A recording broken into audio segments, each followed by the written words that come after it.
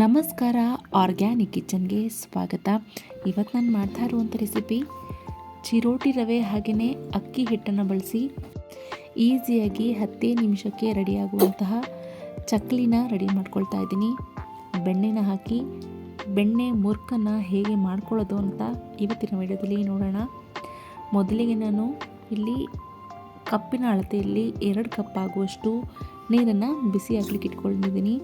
ಅದಕ್ಕೆ 1 ಸ್ಪೂನ್ ಆಗುವಷ್ಟು ಅಜ್ವೈನ್ ಅಂದರೆ ಓಂ ಕಾಳು, 1 ಸ್ಪೂನ್ ಆಗುವಷ್ಟು ಜೀರಿಗೆ, ಮನೆಯಲ್ಲೇ ತಯಾರು ಮಾಡ್ಕೊಂಡಿರುವಂತಹ ಬೆಣ್ಣೆನ ಹಾಕ್ಕೊಂಡಿದ್ದೀನಿ. 1-2 ಸ್ಪೂನ್ ಆಗುವಷ್ಟು ಹಾಕ್ಕೊಂಡ್ರೆ ಬೆಣ್ಣೆ ಮುರುಕು ತುಂಬಾ ಸಾಫ್ಟಾಗಿ ಗರ್ಗರಿಯಾಗಿ ಚೆನ್ನಾಗಿ ಬರುತ್ತೆ. ಹಾಗೆಯೇ ಸ್ವಲ್ಪ ರುಚಿಗೆ ತಕ್ಕಷ್ಟು ಉಪ್ಪನ್ನು ಹಾಕಿ ಚೆನ್ನಾಗಿ ಕುದಿಸ್ಕೊಳ್ಬೇಕು. ಇದರಲ್ಲಿ ನಾನು ಯಾವುದೇ ಖಾರ ಹಾಕ್ಕೊಳ್ತಾ ಇಲ್ಲ. ಖಾರ ಬೇಕು ಅಂದರೆ ಹಾಕ್ಕೊಳ್ಬೋದು, ಆದರೆ ಚಕ್ಲಿಯ ಬಣ್ಣ ಕೆಂಪಗೆ ಬರುತ್ತೆ. ಅಥವಾ ಹಸಿಮೆಣಸಿನ್ಕಾಯಿನ ರುಬ್ಕೊಂಡು ಸಹ ಹಾಕ್ಕೊಳ್ಬಹುದು. ಈ 3 ರೀತಿಯಲ್ಲೂ ಮಾಡ್ಕೊಳ್ಬಹುದು.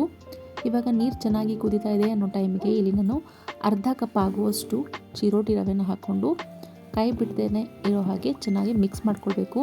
ಇಲ್ಲ ಅಂತ ಹೇಳಿದರೆ ಗಂಟು ಆಗೋಗುತ್ತೆ ಚಿರೋಟಿ ರವೆ. ಬೇಗನೆ ಹಾಕಿದ ತಕ್ಷಣವೇ ಬೇಗ ಮಿಕ್ಸ್ ಮಾಡ್ಕೊಳ್ಬೇಕು.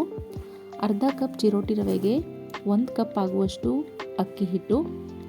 ಇದಿಷ್ಟು ಹಾಕ್ಕೊಂಡ್ರೆ ಅಳತೆ ಕರೆಕ್ಟಾಗಿ ಪರ್ಫೆಕ್ಟಾಗಿ ಆಗುತ್ತೆ. ನೀರು ಸಹ ಕರೆಕ್ಟಾಗಿ ಸಾಕಾಗತ್ತೆ. ಮತ್ತು ನೀರು ಹಾಕ್ಕೊಂಡು ಕಲಿಸ್ಕೊಳ್ಬೇಕು ಅನ್ನೋ ಅವಶ್ಯಕತೆ ಇಲ್ಲ. ಇದಿನ್ನೇನು ಕುದಿಯೋಕ್ಕೆ ಬರ್ತಾಯಿದೆ ಅನ್ನೋ ಟೈಮ್ನಲ್ಲಿ ಅಕ್ಕಿ ಹಿಟ್ಟನ್ನು ಸಹ ಹಾಕಿ ಚೆನ್ನಾಗಿ ಮಿಕ್ಸ್ ಮಾಡಿಕೊಂಡು ಗಂಟಿಲ್ದೇ ಇರೋ ರೀತಿಯಲ್ಲಿ ಮಿಕ್ಸ್ ಮಾಡಿಕೊಂಡು ಫ್ಲೇಮ್ನ ಆಫ್ ಮಾಡಿಕೊಂಡ್ರೆ ಚಕ್ಲಿಗೆ ಹಿಟ್ಟು ರೆಡಿಯಾಗುತ್ತೆ.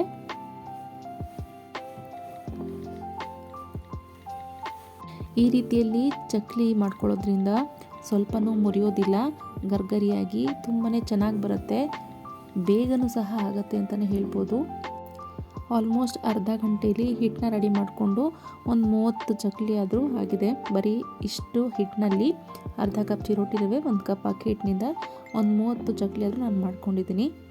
ಪೂರ್ತಿಯಾಗಿ ರೆಸಿಪಿ ನೋಡಿ ಎಷ್ಟು ಚೆನ್ನಾಗಿ ಬಂದಿದೆ ಅಂಥೇಳಿ ನೀವು ಕೂಡ ಒಮ್ಮೆ ಟ್ರೈ ಮಾಡಿ. ಇವಾಗ ಫ್ಲೇಮ್ನ ಆಫ್ ಮಾಡಿಕೊಂಡ್ರೆ ಆಯಿತು.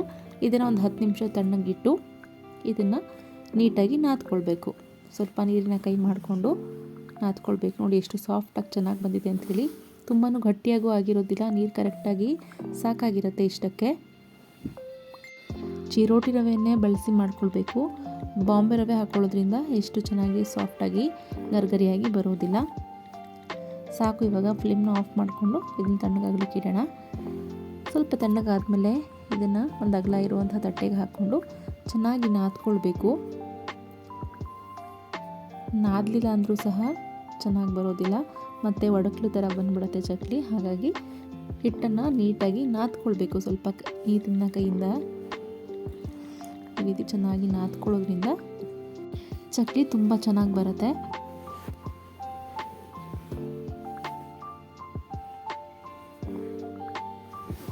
ಇಲ್ಲಿ ಮತ್ತೆ ನಾವು ಎಣ್ಣೆ ಹಾಕ್ಕೊಂಡು ಮಾಡ್ಕೊಳ್ಬೇಕು, ಇನ್ನೂ ನೀರನ್ನು ಮಿಕ್ಸ್ ಮಾಡ್ಕೊಳ್ಬೇಕು ಅನ್ನೋ ಅವಶ್ಯಕತೆ ಸ್ವಲ್ಪನೂ ಇಲ್ಲ.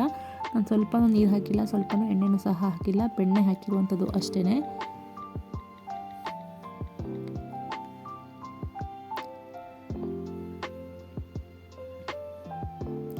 ಇವಾಗ ಚಕ್ಲಿ ಒಳ್ಳಿಗೆ ಹಾಕಿ ಚಕ್ಲಿ ಮಾಡ್ಕೊಳ್ಳೋಣ.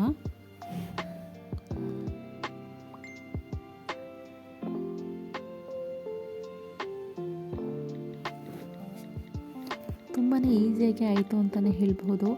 ಹಬ್ಬ ಹರಿದಿನಗಳಲ್ಲಿ ಈ ರೀತಿ ಆರಾಮಾಗಿ ಇಬ್ಬರು ಇತ್ತು ಅಂತ ಹೇಳಿದ್ರೆ 1 ಅವರಿಗೆಲ್ಲ ಆರಾಮಾಗಿ 100-200 ಚಕ್ಲಿಗಳನ್ನ ಮಾಡ್ಕೊಳ್ಬಹುದು.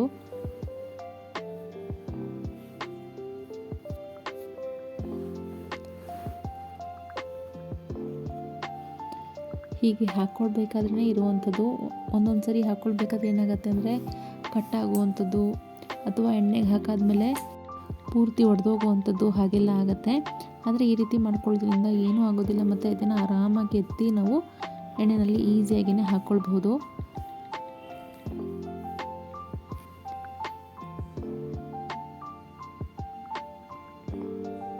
ನಮಗೆ ಎಷ್ಟು ಸೈಜ್ನಲ್ಲಿ ಬೇಕೋ ಅಷ್ಟು ಸೈಜ್ನಲ್ಲಿ ಹಾಕ್ಕೊಳ್ಬೋದು.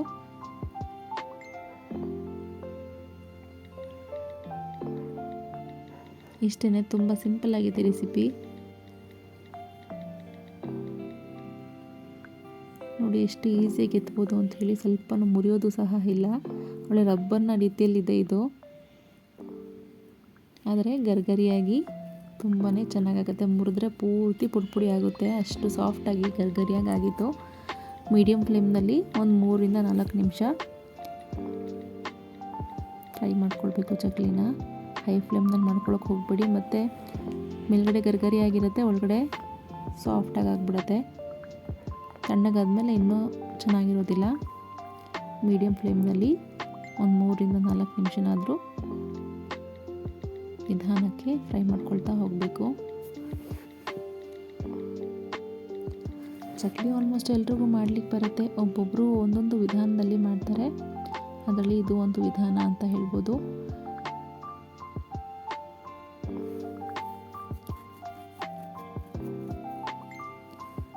ಸ್ವಲ್ಪ ಲೈಟಾಗಿ ಬಣ್ಣ ಬದಲಾಗ್ತಾ ಬರುತ್ತೆ, ಆವಾಗ ಇದನ್ನು ತೆಗೆದ್ರೆ ಮುಗೀತು.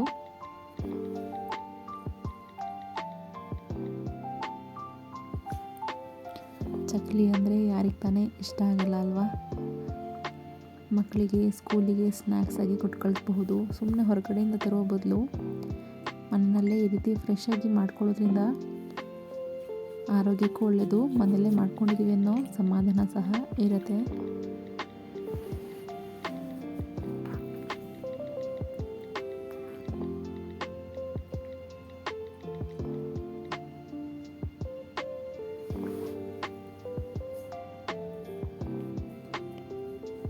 ನೋಡಿ, ಸ್ವಲ್ಪ ಲೈಟಾಗಿ ಈ ರೀತಿ ಬಣ್ಣ ಬದಲಾಗ್ತಾ ಬರುತ್ತೆ, ಆವಾಗ ತೆಗೆದ್ರೆ ಸಾಕು, ಚಕ್ಲಿ ರೆಡಿಯಾಗುತ್ತೆ.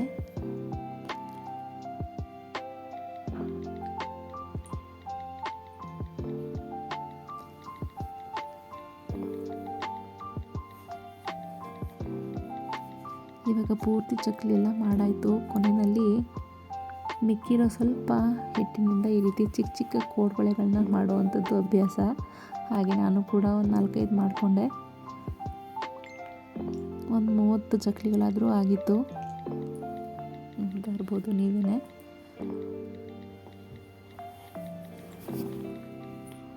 ಎಷ್ಟು ಗರ್ಗರಿ ಆಗಿದೆ ಅಂಥೇಳಿ ನೀವೇ ನೋಡಿ. ಒಮ್ಮೆ ಮಿಸ್ ಮಾಡದೆ ಈ ರೆಸಿಪಿನ ಟ್ರೈ ಮಾಡಿ.